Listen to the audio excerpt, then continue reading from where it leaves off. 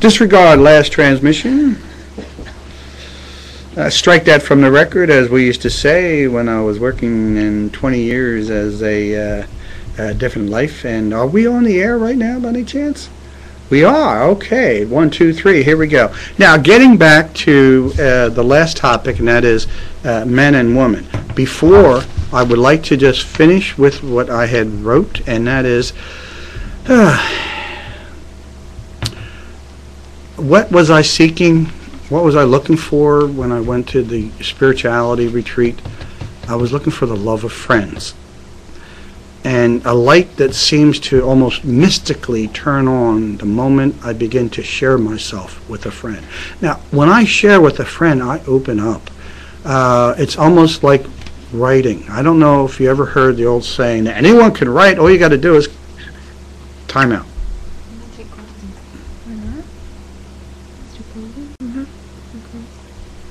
We okay?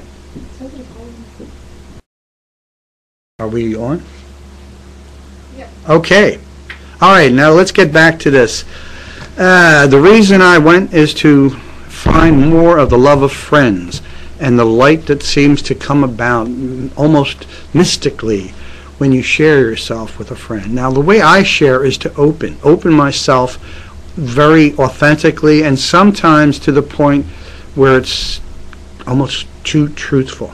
But what I found out, that when a friend saw me open up, that friend had permission to also open up and to share.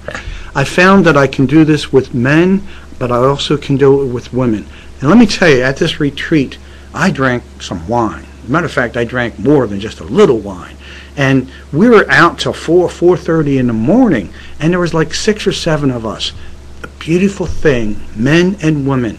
We all talked about our path, how we came to be at that moment in that hotel among some, I don't know, 1,000 people, 200, whatever the numbers was, I forget what it was. But we discussed what was the magical moment. I call them magical. Now some others will say, Mike, you can't say magical, you can't say mystical. Magic and mysticism is in the eye and the heart of the viewer. And like I said, quantum physics, this is my reality. So if you don't like it, switch channels and go check out somebody else. Anyway, I looked for friendship in the form of men, but also friend from a woman, the second type of woman. It is this woman, the friend, who smiles as the sweetest of all my dear friends, the one who urges me to climb higher and to go further than I ever dared imagine I could go before. To humbly walk with her, my sister, in arms. To humbly walk next to our brothers, now and forevermore, in sickness and in health, until death do us part. If I could Michael, speaking of those vows, some of our viewers are asking about marriage. Do you think that people still need marriage? Is one question. Another says that we only need companionship, but not marriage necessarily. Well, it depends on your culture. I guess if you were raised a certain way, you have certain beliefs, then you should be married. I'm one of those type of guys that feel that if there's going to be children to be raised, you need a commitment other than just a handshake. And I think it should be difficult for people to separate. I think that a two-parent family, no matter how dysfunctional they are is still the best. And it's best for the children, and it's best for all of society. Let's face it, we're going to have downs, we're going to have descents, we're going to have ugly times in our life. We're going to have struggles and sufferings. It's how we overcome them and get together in the long run that makes us better people. Now, you don't have to get married to be a friend. You don't have to be, you can be a friend of the opposite sex without having sex. That's what I'm trying to get to. It's that type of woman, that second type of woman. I don't want to go to bed with you. I want to share my heart with you. It enables me to, while I'm sharing with you, to know that maybe I can say the same thing to a guy and not think that I'm weird or homosexual, not that there's anything wrong with it, or, out of the mainstream. I can do that with a woman, and I did. There were 6 of us, and we all shared our stories, and my God, the feeling that we had, at least I had, it was palpable. You could cut it with a knife, with a fork. It was beautiful. Michael, our viewer Shushik says, how does this friendship you talk about, how will it be established? And what ideas can bring us together then? Because it seems like family, kids, and the marriage institution's almost dead. Look, I can only tell you about my own marriage. My spouse is not into the spiritual path that I am in. I have gone so many different paths without my spouse. I hope that someday she finds her own path. I cannot stay at home to follow my path. She doesn't prevent me from following, from searching, from going on this journey, and I thank the powers that be for that. I know there's some men, there's some women who have to overcome a loved one that frowns upon their activities, that maybe makes the sign of a cross and say to them, unclean, unclean. I don't have that. I do have friendships with men and women. And I've always had friendships with women as a kid growing up. In Harry Met Sally, the guy says, look, you can never have a friendship between a man and a woman because the man, all he ever wants to do is go to bed with her. I think that was Harry. That was a movie where Sally was eating and they were talking about men can't fake an orgasm, and she said, well, we do it all the time. And then she went into and then Carl Reiner's, the other Reiner's mother said, I like to have what she just had. In any case, I think he was dead wrong. I think a man can be friends with a woman, a close friend, not on a sensual level, but a heart level. Is there anything wrong with that? I need as many friends as I can get. I just don't want to limit it to the guys. Not that there's anything wrong with the guys. Shitheads that we all are. Any questions yet? No questions? Well, okay then.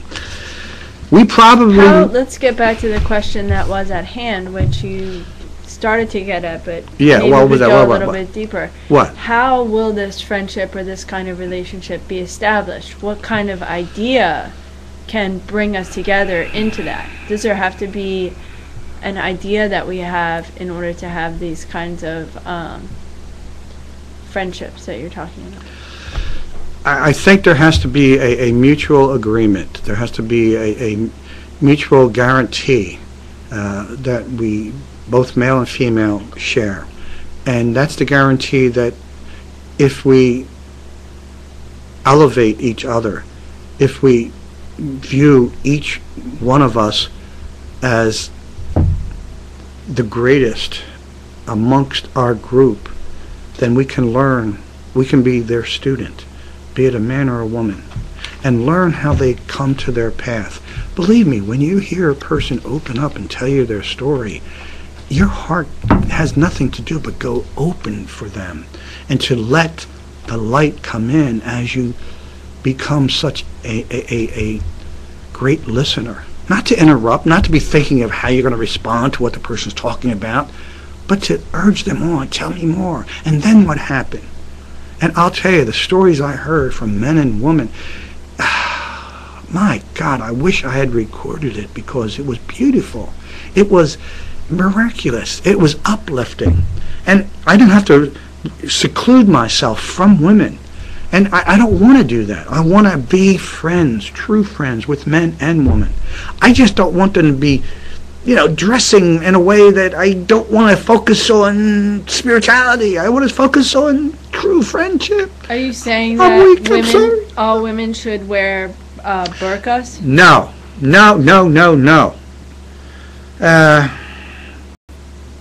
I don't have the answer. I really don't know. All I know is that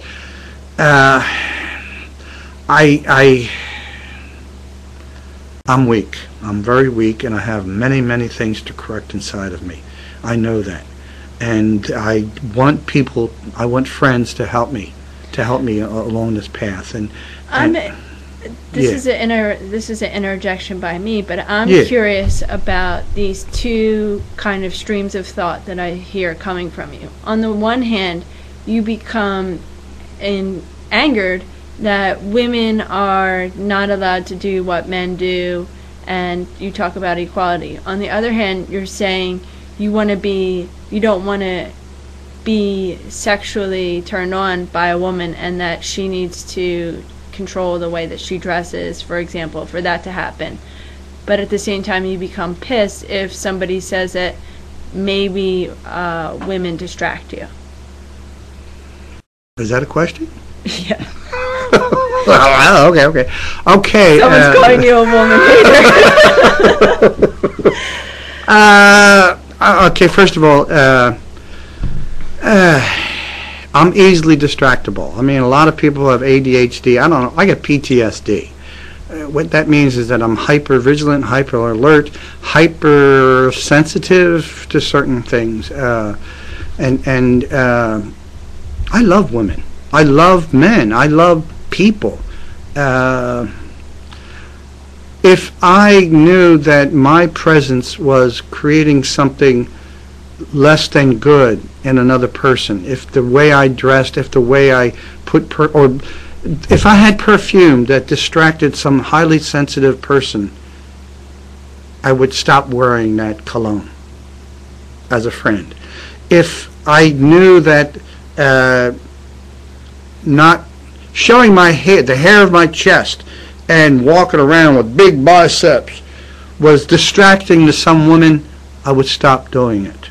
I don't want to, again, I don't, I want a woman, I want all women as friends, just as long as they're in the same wavelength, seeking the same connection that I'm seeking. One of our viewers is saying they think you should stop saying I, and start to think about we. You're a total egoist. It's my perception. I mean, this is my reality. I can only talk about me. Now, you want to talk about we? I think we all can connect. Once we overcome our fear, once we learn to trust, and to look at you and say, you know, I love you. Have I told you lately that I loved you? I do. I love you with all my heart.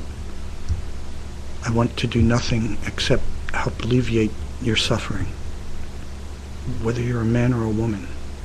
I want all of us to get to that point where all we want to do is to help others, and not in an egoistic way. Maybe by practicing it in an egoistic way, someday, some way, it would become second nature to us. Michael, do you have any concluding remarks? 2 minutes worth. I will just leave you with the words of the famous foursome from Liverpool. All we need is love, love. Love is all we need. Love, love, love.